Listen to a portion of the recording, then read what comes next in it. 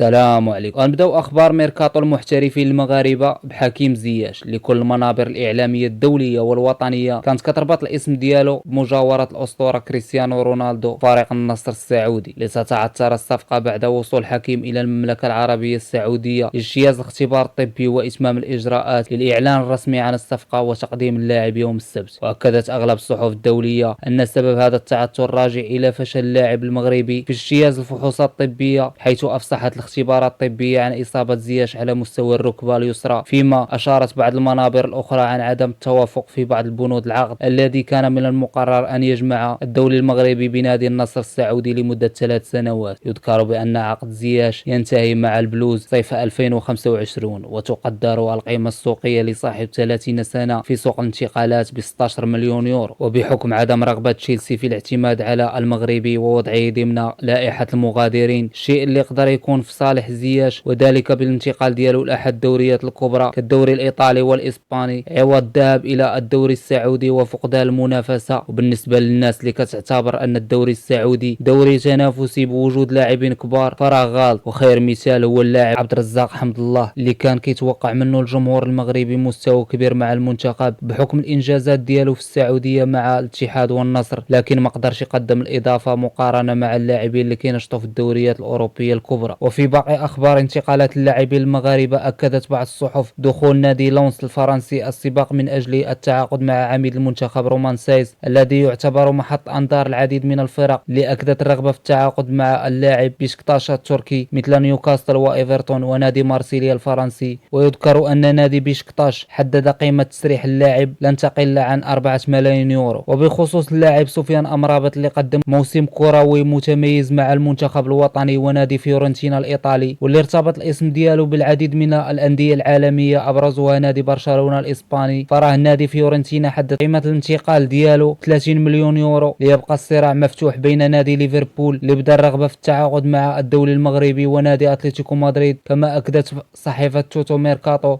ان نادي ميلان الايطالي قرر تقديم عرض لضم الدولي المغربي هذا الصيف. وبعد انتهاء فترة الإعارة ديالو هذا الموسم مع نادي أوساسونا، غادي يبقى مستقبل الشاب عبد الصمد الزلزولي بيد نادي برشلونة والمدرب تشافي هرنانديز للاستمرار مع العملاق الإسباني من عدمه في الموسم المقبل. وأكدت بعض الأخبار رغبة كل من نادي ريال بيتيز وليفركوزن الألماني بالتعاقد مع اللاعب المغربي بعقد إعارة إلى نهاية الموسم المقبل. وقبل قليل راجت عدة أخبار تتحدث على أن نادي إشبيلية الإسباني ينوي التخلي عن الدوليين المغربيين ياسين بونو ويوسف نصيري لضمان سيولة مالية. وكان قد تقدم نادي نيوكاسل الإنجليزي بعرض رسمي من أجل ضم المهاجم المغربي، لكن النادي الإسباني اشترط مبلغ 80 مليون يورو من أجل التفريط في النصيري، فيما يبقى مستقبل الأسد المغربي بونو مجهولا إلى حدود الساعة رغم بعض الأخبار عن عروض مغرية من الفرق السعودية. اخوان، شكرا على المشاهده، ما تنساوش تشتركوا في القناه وتفعلوا الجرس باش يوصلكم الجديد، وديروا جيم الى عجبكم الفيديو. تهلاو.